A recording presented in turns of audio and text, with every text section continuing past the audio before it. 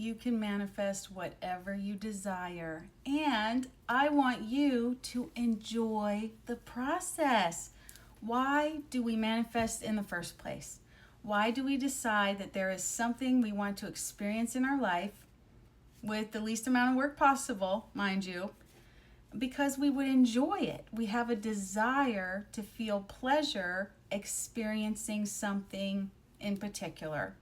If you want to speed up your manifestations, I'm going to need you to learn how to feel pleasure and enjoyment more often. You would be surprised when we start to take inventory of ourselves in our day, how often it can be easy to push our needs aside, to overwork ourselves, to drain ourselves, and that is not helpful all of the time.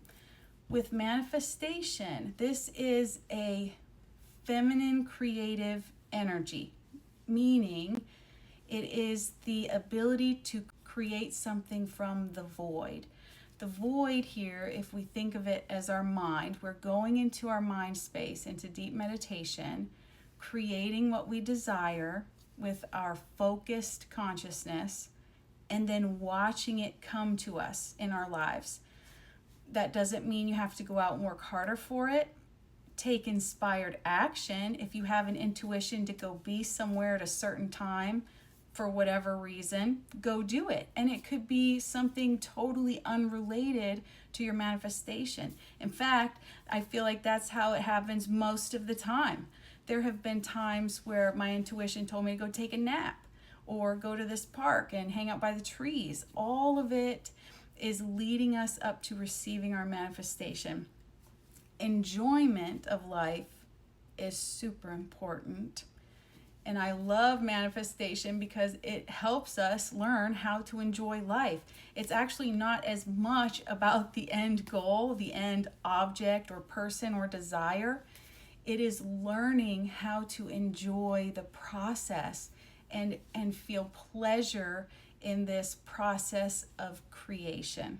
But what does that mean anyways? We need specifics. I am big on specifics. The first thing I want to talk about is sensory needs.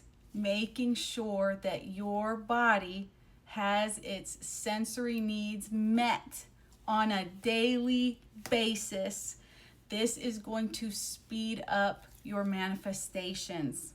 I feel like the reason why this works so well is because it trains your ego to get used to feeling good. And that means the ego is not so eager to push away your end result desire. So how do we do that? Self-care is so important, and it is not for anyone else except for you to feel good. So when I talk about sensory needs, we could talk about that in so many different ways. Take a moment to get a journal out. We should have a journal ready for this process because you're going to want to take notes. You're going to want to write stuff out and work stuff out in your mind. Let's take a minute to journal about the things that drain you.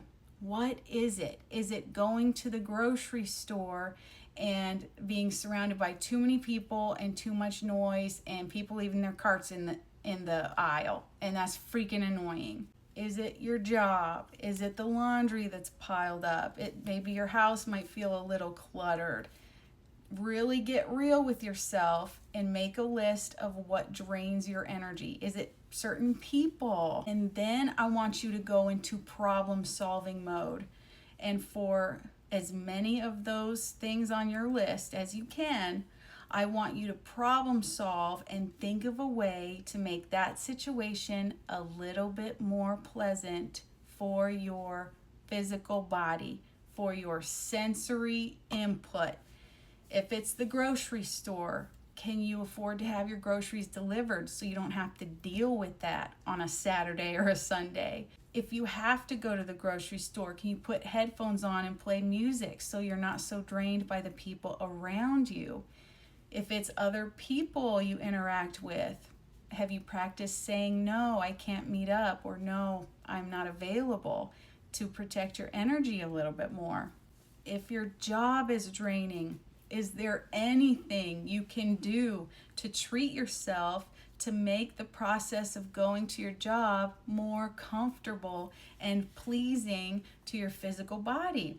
What can you have around your workstation that will make you feel good for a couple of moments throughout the day, where you can just pause and breathe and feel good for a moment? When we're talking about the art of manifestation, creating a brand new circumstance without struggling, without working for it, that seems like such a pleasing gift, right? That we can just feel good and receive something.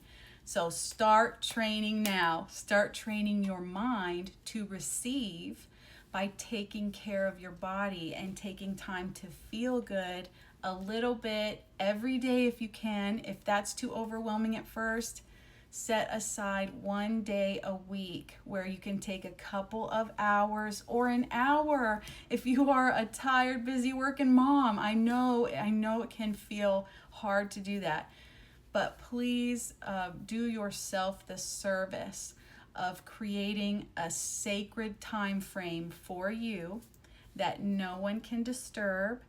And during that time frame, the only thing you worry about is what makes you feel good. And really place that as high on your priority list as you can, even if you're a single mom, especially if you're a single mom, by the way, because you need to feel good and take care of yourself to take care of those you're responsible for. And that is true for any aspect of life in any situation. You have to take care of yourself first. That's it for today. That's how I'll start this playlist off, and we will dig into it more as we go along. All right, I love you, honey, and you are perfect just the way you are. Toodles.